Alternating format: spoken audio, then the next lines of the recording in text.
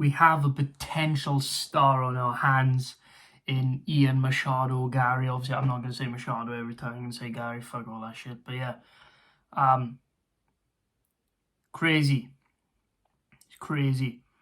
Obviously, guys, I didn't make a video on my reaction to the card because I didn't see any of the fights, and I didn't want to give you guys a half-assed breakdown, quick breakdown on fights that I hadn't even seen. I didn't see the card, I will be honest with you, but if you want to check out my card predictions for the video, you'll see that in my previous video. I did very well on my predictions. And one of the predictions I got right was Ian Garry versus Daniel Rodriguez. I did say that Ian Garry would win.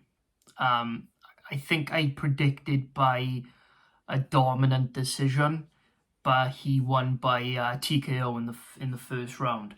Now, this is interesting because although I expected him to win a dominant decision against Rodriguez, I didn't expect him to TKO him at all.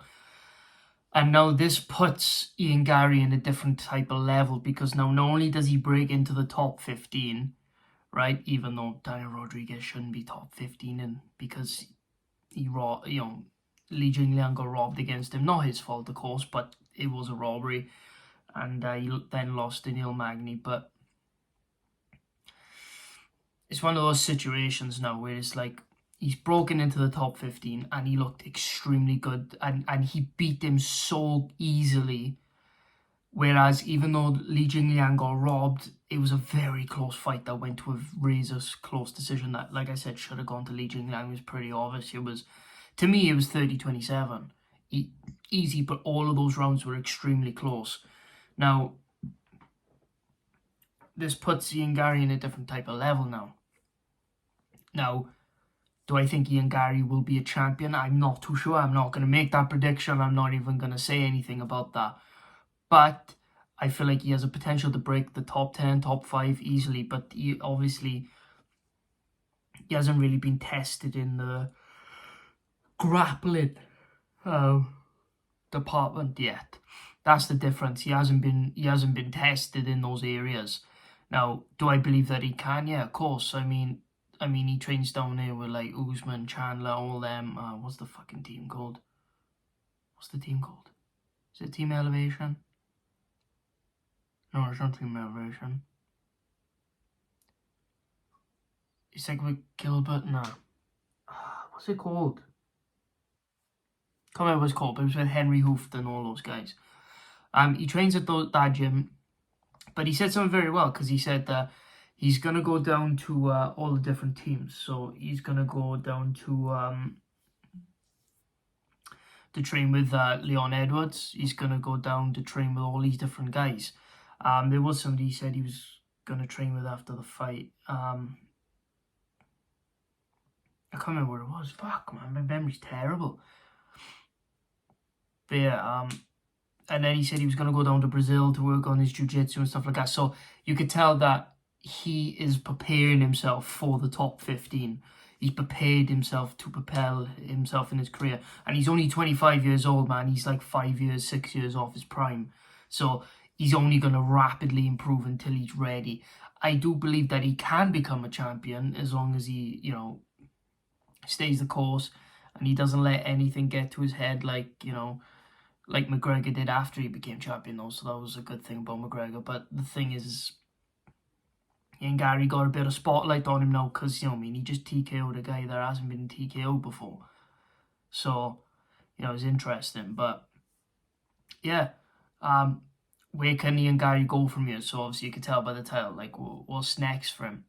Now, I like his call-out with Neil Magny. It's a good call-out. I mean, I think he KOs or TKOs Neil Magny inside 3 rounds. I really do think that.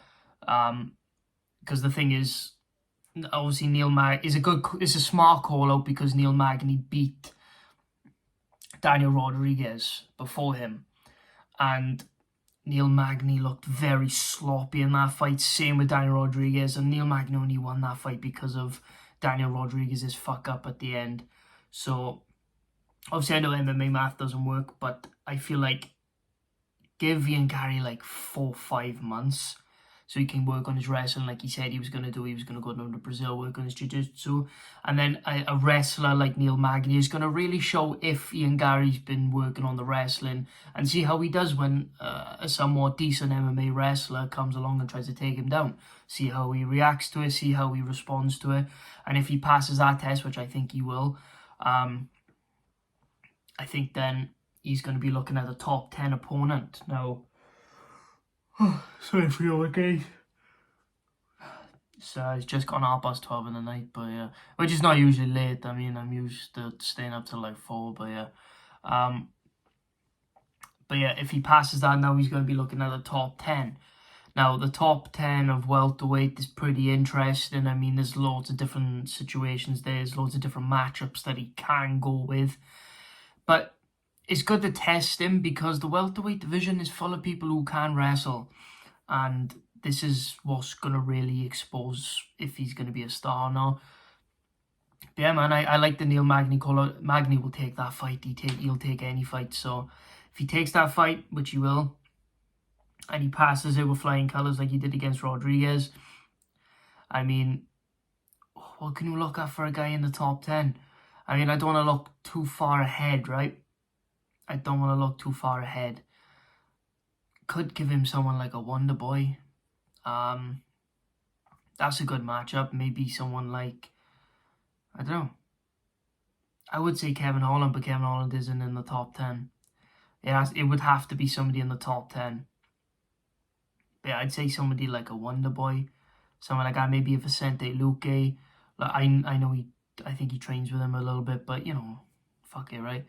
I'm fed up with these people not fighting each other just because they're friends. It's fucking gay. Just fucking fight, man. But yeah. But anyway, I mean, it's an interesting look because I wanted to make a specific video because I feel like he is a potential star in the making. Obviously not like Conor McGregor type shit, but I feel like he has a lot of potential for his career. And I mean, he's already making waves at 25. I gotta be honest, I was one of those guys, I didn't really believe in him, especially after his first fight. He looked fucking awful in his first fight. Got the knockout right at the end of the first round, but he was getting pieced up before that. But then every fight that he had, he just kept improving and improving and improving. And now he's 12-0, and he looked absolutely amazing. Against Song Kanan, the way he recovered from getting dropped, the way he just popped back up and then got the TKO in the third round, the way that he beat Daniel Rodriguez, fucking crazy. So I do believe in him now, and I do think that he's proven a lot of people wrong as well. So what's next for him? Obviously Neil Magny. But I think he's a potential star. So anyway, guys, thanks so much for watching. Please like, comment, share, you know, subscribe, all that good shit. This is Keep It Real MMA. I'll see you guys in the next video. Peace.